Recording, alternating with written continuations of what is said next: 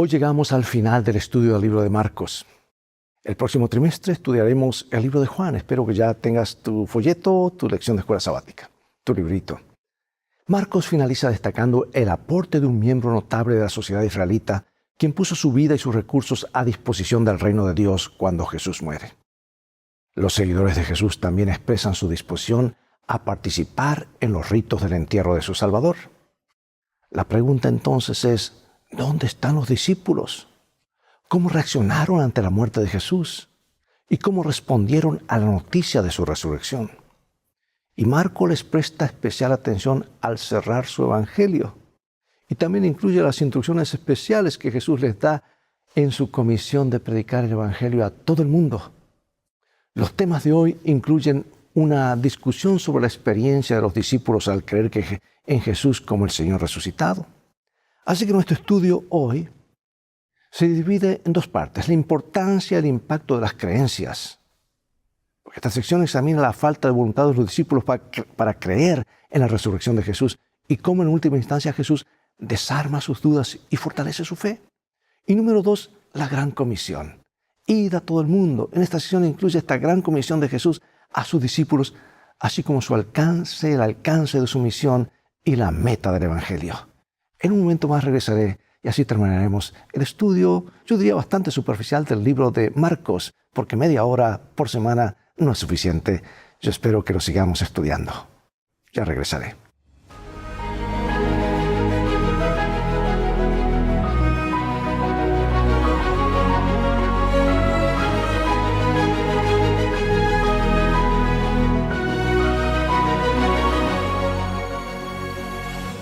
Marcos 16:16 nos dice: Mas él les dijo, no os asustéis, buscáis a Jesús Nazareno, el que fue crucificado, ha resucitado, no está aquí, mirad el lugar donde le pusieron.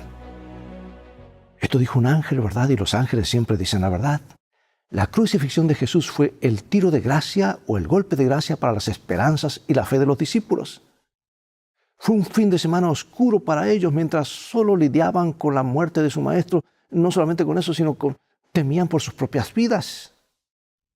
En Marcos 16, el último capítulo del Evangelio de Marcos, veremos lo que sucedió tras la muerte de Jesús. Consideraremos, en primer lugar, el momento en que ocurrió la resurrección de Jesús y por qué las mujeres fueron al sepulcro ese domingo de mañana. Los adventistas hemos evitado a veces referirnos a la mañana de la resurrección porque es usada erróneamente para apoyar la presunta sacralidad del domingo. Veremos, en cambio, que podemos regocijarnos por la resurrección ocurrida aquel domingo. Yo diría aquel glorioso domingo de resurrección, a pesar de la teología errónea que desafortunadamente o tristemente ha surgido a partir de ello. Y en segundo lugar, la lección explica los primeros versículos de Marcos 16, vinculando este texto con un tema presente en todo el libro. Y en tercer lugar, como conclusión de nuestra lección semanal, se considerará la misión que este texto nos propone. O sea que este estudio concluirá desafiando al lector de Marcos a llevar el Evangelio al mundo entero de un Cristo resucitado. Bueno, los escritores de los 4 evangelios coinciden en que Jesús murió en el día que identifican como la preparación o el día viernes. La mayoría de los comentadores entienden la expresión como una referencia al periodo que existe entre el atardecer del jueves y el del viernes. Jesús murió el viernes de tarde y fue sepultado antes de la puesta del sol. Durante el sábado descansó en la tumba. También lo hicieron sus discípulos. Porque dice la Escritura, y vueltas prepararon aromas y perfumes, pero reposaron el sábado conforme al mandamiento. Algo que habría sido extraño si Jesús hubiera disminuido la obligación de guardar el 4º mandamiento o si así lo hubiesen entendido ellas. El sábado de noche, las mujeres compraron especias y fueron el domingo de mañana al sepulcro con la intención de completar el procedimiento funerario acostumbrado. Por supuesto, Jesús ya no estaba allí. En algún momento de la madrugada resucitó. Y desde tan temprano como el siglo II, el cristianismo consideró significativo el hecho de que Jesús resucitó en domingo. Y esto se convirtió en el fundamento de la presunta sacralidad del domingo. ¿Pero es esto lo que el Nuevo Testamento enseña? ¿Cuál es el memorial de la resurrección de Jesús según el Nuevo Testamento? Vamos a ver Colosenses 2, 10 al 12. Y vosotros estáis completos en Él, que es la cabeza de todo principado y potestad. En Él también fuisteis circuncidados con circuncisión no hecha a mano, al echar de vosotros el cuerpo pecaminoso carnal en la circuncisión de Cristo, sepultados con Él en el bautismo, en el cual fuisteis también resucitados con Él, mediante la fe en el poder de Dios que le levantó de los muertos. Así que, amados, no hay ninguna palabra en la Biblia que sugiera la sacralidad del domingo como recordatorio de la resurrección. Ese recordatorio es el bautismo. Dice, porque fuimos sepultados junto con Él para muerte por medio del bautismo, a fin de que como Cristo resucitó de los muertos, por la gloria del Padre, así también nosotros andemos en nueva vida. Eso dice Romanos 6. Independientemente de la teología errónea acerca del culto dominical, debemos como adventistas regocijarnos por la resurrección de Jesús, ocurrida el domingo de mañana. Jesús ha triunfado sobre la muerte en virtud de su muerte y resurrección. Y es gracias a esta que estamos seguros de nuestra propia resurrección. Por eso podemos decir, bendito sea el Dios y Padre de nuestro Señor Jesucristo. Por su gran misericordia, como dice el apóstol, que nos regeneró para una esperanza viva, mediante la resurrección de Jesucristo de entre los muertos. Observa la certidumbre que Pedro tenía acerca de la resurrección de Jesús. ¿Cómo podemos nosotros tener esa misma certeza?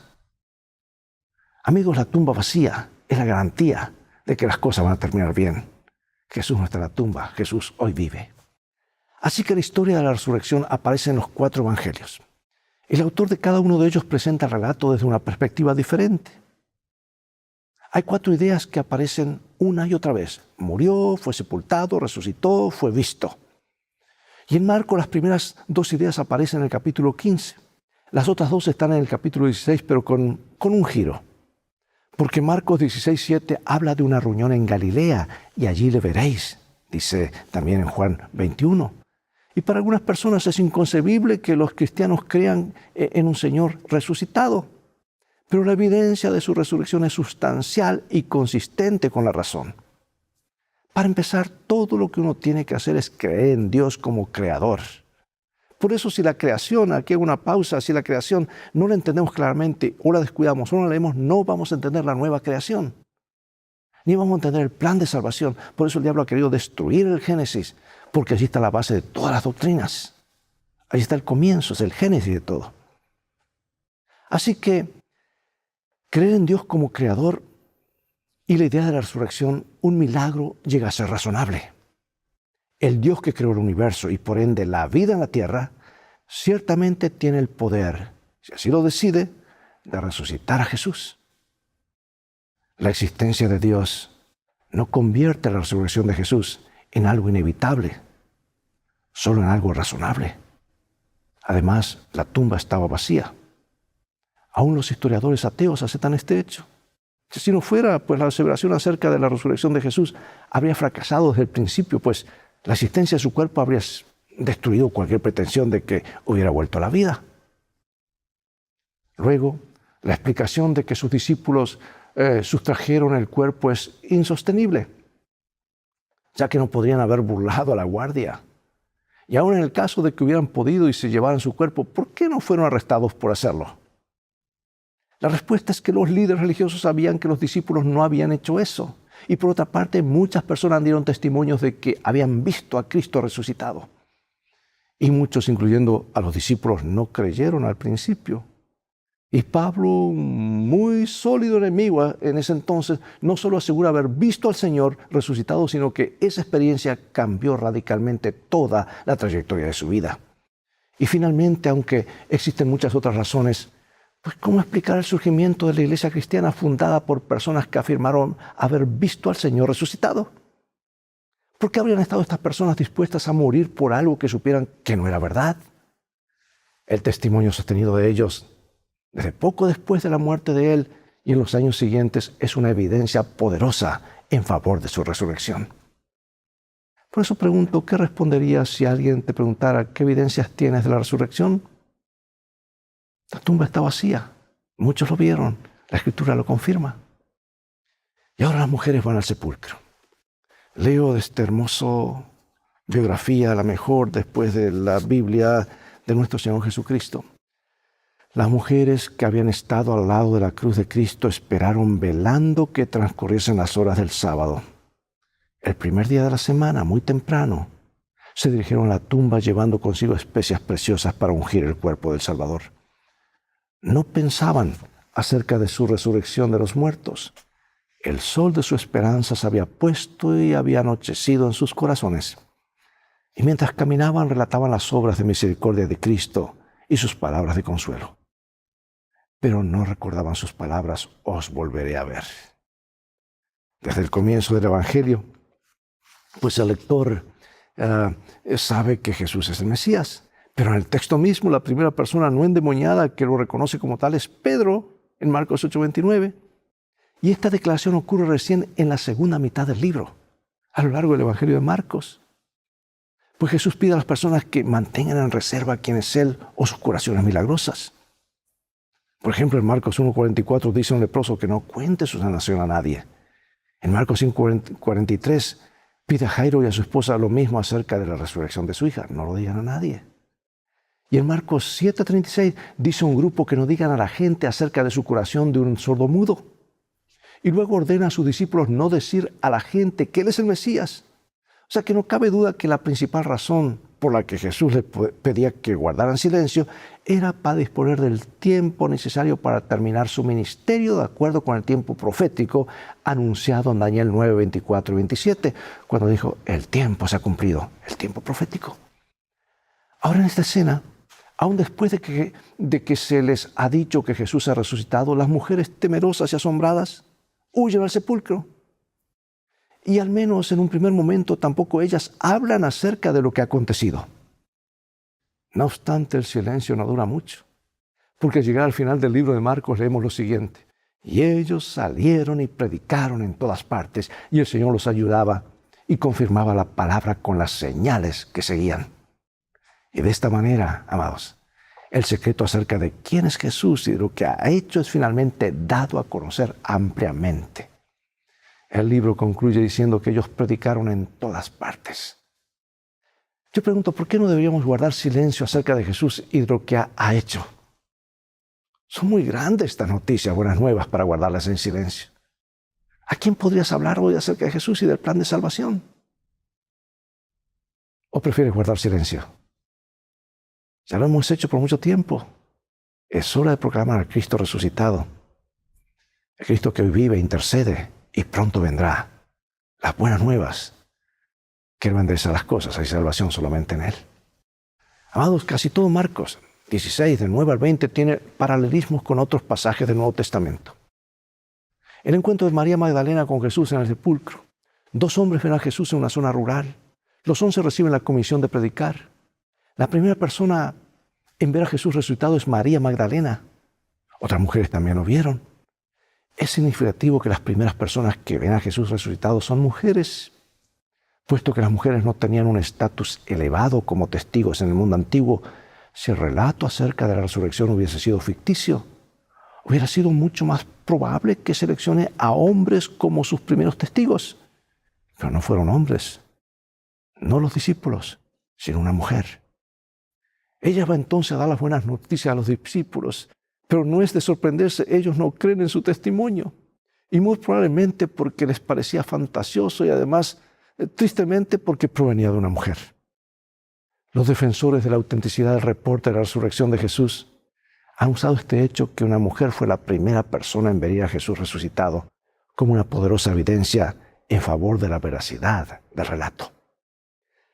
Bueno, veamos qué ocurre ahora en Marcos 16:14 y que no tendría sentido si el relato fuera una invención. Dice así: finalmente se apareció a los 11 mismos, estando ellos sentados a la mesa, y les reprochó su incredulidad y dureza de corazón, porque no habían creído a los que le habían visto resucitado.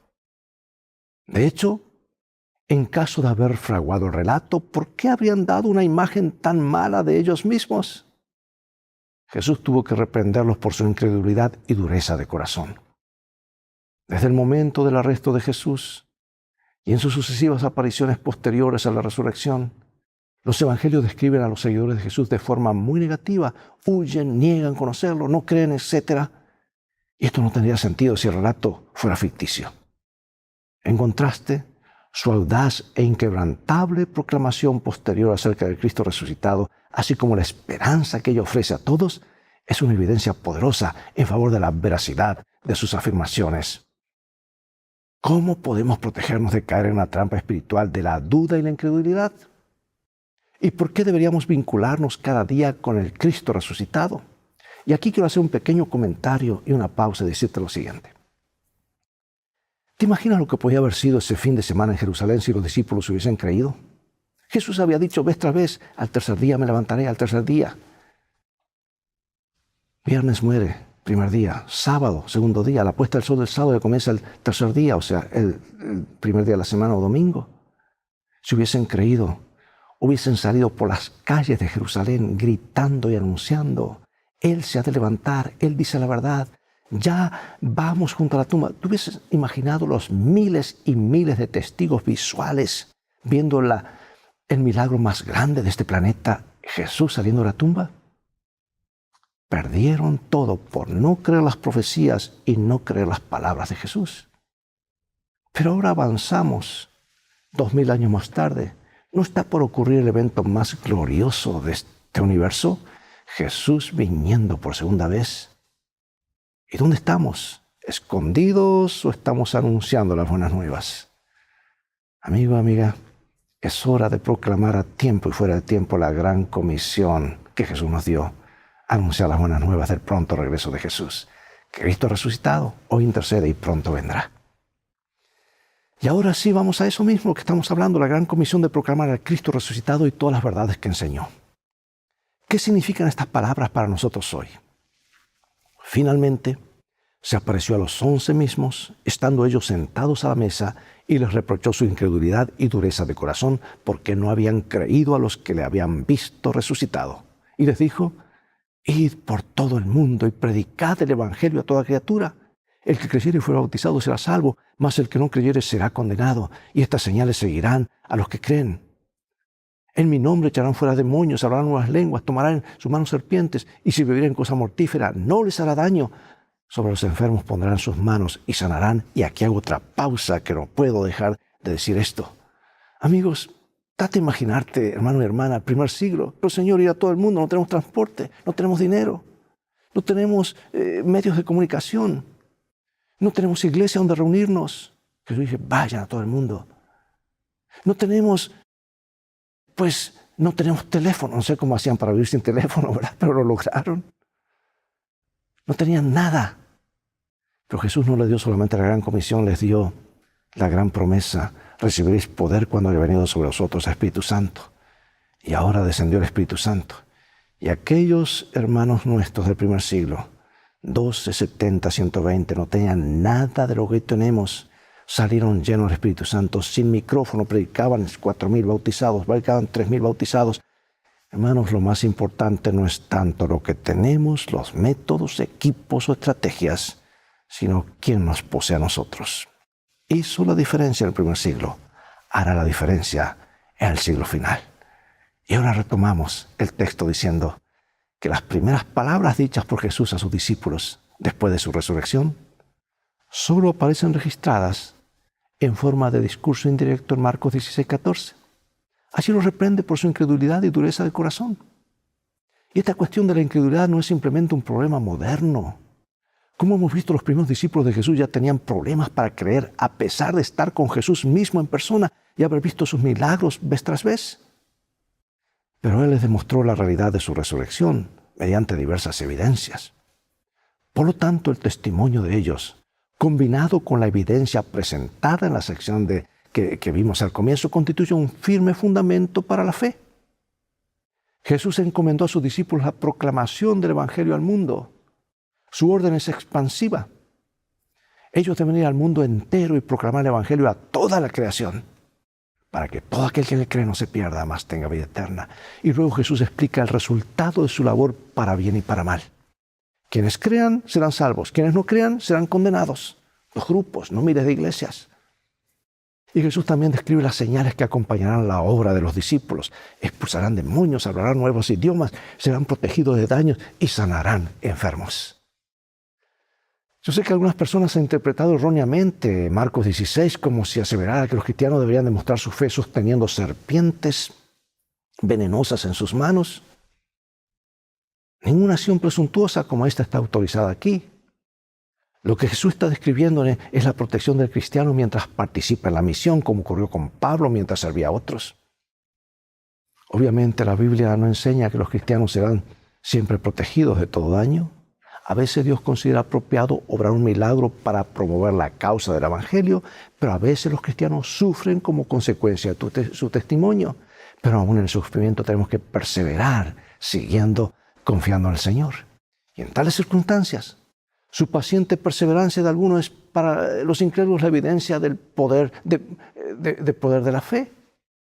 Y luego, después de toda la obra que realizó aquí, ¿qué hizo Jesús? Fue recibido arriba en el cielo y se sentó a la diestra de Dios.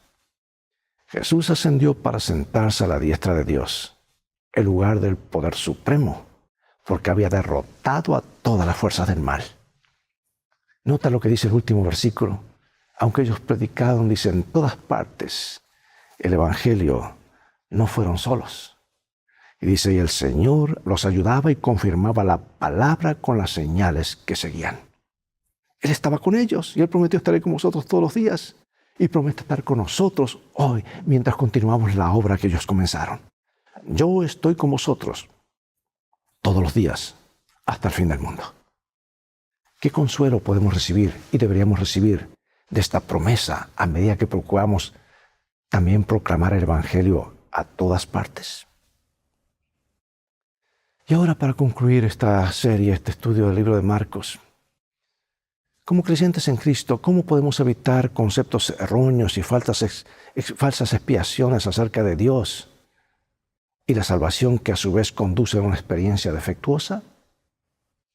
Leo en el libro deseado a todas las gentes un párrafo sorprendente. Razonando a partir de la profecía, Cristo dio a sus discípulos, vuelvo a repetir, razonando a partir de la profecía, Cristo dio a sus discípulos una idea correcta de lo que Él habría de ser en la humanidad. Sus expectativas de un Mesías que tomaría su trono y poder real de acuerdo con los deseos de los hombres habían sido engañosas. Interferiría con una comprensión correcta de su descenso desde la posición más alta a la más baja que podría ocupar. Cristo deseaba que las ideas de sus discípulos fueran puras y verdaderas en cada detalle. Te pregunto, ¿has considerado servir al Señor en el campo misionero lejos de casa? ¿Qué te ha impedido, si es que hay algo, asumir ese compromiso? ¿O has querido iniciar un proyecto misionero pero sentiste temor al hacerlo? ¿Qué miedos te impiden seguir adelante? Por favor, recuerda esta promesa. Léela. Allí está en el deseado de toda la gente, es página 822 y dice: Cristo dio a sus discípulos su comisión, tomó todas las medidas necesarias para la prosecución de la obra y asumió la responsabilidad de su éxito. Mientras obedecieran su palabra y trabajaran en conexión con Él, no podrían fallar. Ir a todas las naciones, les ordenó, id a la parte más lejana del globo habitable, pero sabed que mi presencia estará allí. Trabajad con fe y confianza, porque nunca llegará el momento en que os abandone. Quizás ya estés involucrado en un proyecto misionero en una comunidad cercana. Si es así, ¿cuál es el proyecto y qué desafíos enfrentas? ¿Cómo te motiva la última cita en tu ministerio? ¿Qué esperanza y fuerza te da? Dios nos ayude a ser fieles en compartir mientras hay tiempo. Jesús viene pronto. Oremos. Gracias, oh Dios, por habernos dado la oportunidad de estudiar este libro de Marcos.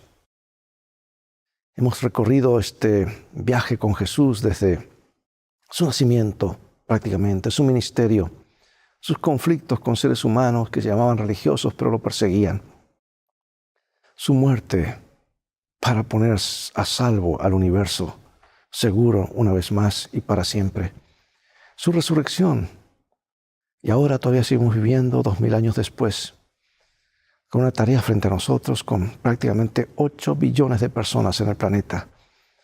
Todos son tus hijos que tienen que escuchar las buenas nuevas.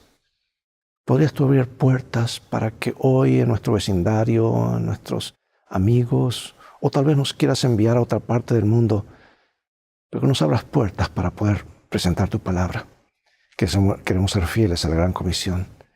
Queremos aceptar el costo del discipulado. Sabemos que habrá solamente una cosa que lamentaremos cuando Jesús venga, y será ¿por qué no hice más por Jesús cuando tuve la oportunidad? Y la oportunidad la tenemos ahora.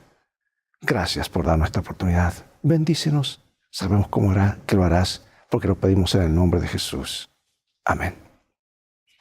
Bien, amigos, llegó tiempo de despedirnos. Será hasta el próximo programa de Lecciones de Vida, cuando comenzaremos a estudiar el libro de Juan. Así que invita a otros a sintonizar este canal y transfórmate tú mismo en un canal de bendiciones. Dios te bendiga y recuerda, tú vales mucho para Jesús. Él te ama más de lo que puedes imaginar. Es el mensaje de este bendito libro que es nuestro manual, nuestro guía, nuestro GPS.